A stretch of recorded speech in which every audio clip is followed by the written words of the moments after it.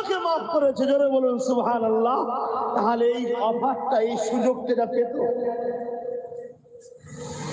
কথা কিছু বুঝছেন না, বোঝেন না?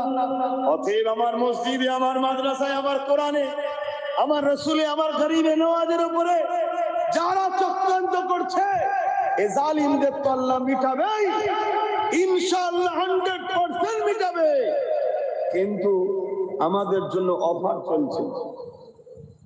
আমরা যদি ভালোবাসার ইজহার করতে পারি, যেমন আমি লড়াই করছি, আমার ঈমান, আমি দরদ দেখাচ্ছি আল্লাহর মাহবুবকে ভালোবাসা, এর বিনিময়ে আল্লাহ আমার গুনাহ মাফ করবে। এটাই হলো অফার আমাদের জন্য, জোরে বলুন সুবহানাল্লাহ। কিন্তু দুর্ভাগ্যের বিষয়, এরপরও আমার নবীর এক উম্মতের মধ্যে একটা অংশ তারা এখনো তো ঘুমিয়ে আছে না? বাবেরা, নওজোয়ান, তরুণেরা, ও নবী পাকের উম্মত উম্মতিরা, আমার গরিবে নওয়াজ সুলতান কে জানো, যিনি একদিক দিয়ে হযরত ইমামে হাসান হুজুরের আওলাদ, আর একদিক দিয়ে ইমামে হুসাইন হুজুরের আওলাদ, দুই দিক দিয়ে তিনার সম্পর্ক, অর্থাৎ মুঈনুদ্দিন আজমিরি, হাসানি ওয়াল হুসাইনি। এ যুবকেরা, তরুণেরা, আমার গরিবে নওয়াজ যখন হিন্দুস্তানে আসে, আমার একদিন রাস্তা দিয়ে যেতেছে, এমন সময় দেখা যায় একদল মানুষ আগুনের উপাসনা করতে লেগেছে। আমার গরিবে নওয়াজ সেখানে পৌঁছে গেলে, সেখানে দাঁড়িয়ে গিয়ে তাদেরকে বলতে লেগেছে, বাবারা তোমরা এখনো কি করতে লেগেছো? তারা বলতে লেগেছে, আমাদের আগুন খোদার উপাসনা করতে লেগেছে। কতদিন করতে লেগেছো? তারা বলতে লেগেছে 40 বছর ধরে করতে লেগেছে। এ নওজোয়ানেরা, গরিবে নওয়াজ বললেন, তাহলে 40 বছর ধরে যখন তোমাদের বিশ্বাস আগুন খোদার পূজা করতে লেগেছো, তাহলে নিশ্চয়ই হাত দিলে পোড়াবে না? তোমরা কেউ একজন হাত দিয়ে দেখাও।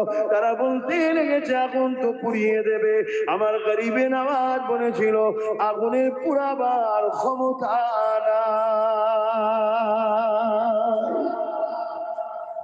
আগুনের পুড়াবার ক্ষমতা আছে? ইব্রাহিম নবীকে পুড়াবে না কেন? আগুনের পুরাবার ক্ষমতা নেই। সব ক্ষমতার মালিক কে? জোরে বলুন না, আল্লাহ।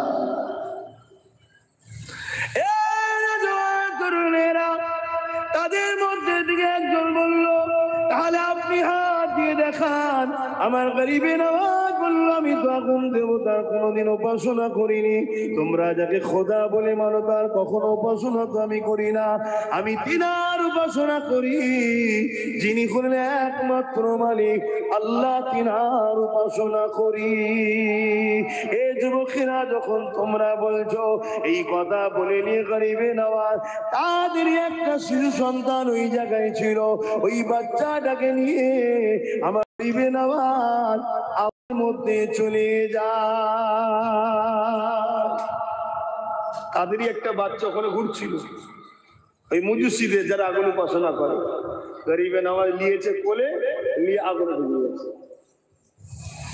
চিৎকার চেঁচামেচি শুরু হয়ে গেছে, নিজে মরল, আমাদের বাচ্চাটাকেও পড়িয়ে দিল।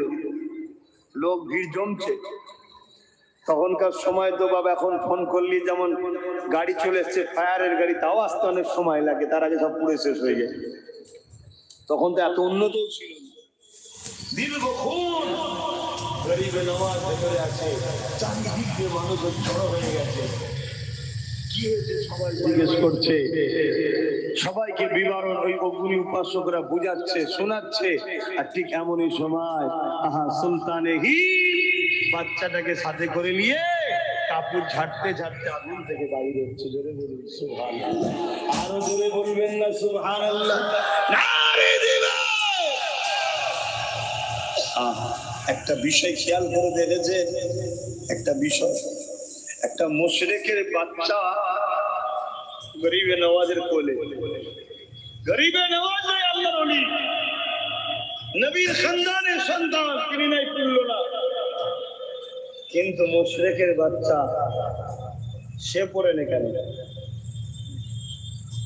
কার বাচ্চা বড় কথা নয়, আল্লাহর বন্ধুর কোলে আছে, এটাই আল্লাহ পাক পছন্দ করেছে। জোরে বলুন সুবহানাল্লাহ। আমার বন্ধুর কোলে যে থাকবে তাকে ফেলিয়ে দিই। হায় হায় হায় হায়, আজ আমাদের যুবকরা কাদের কোলে দুলছো?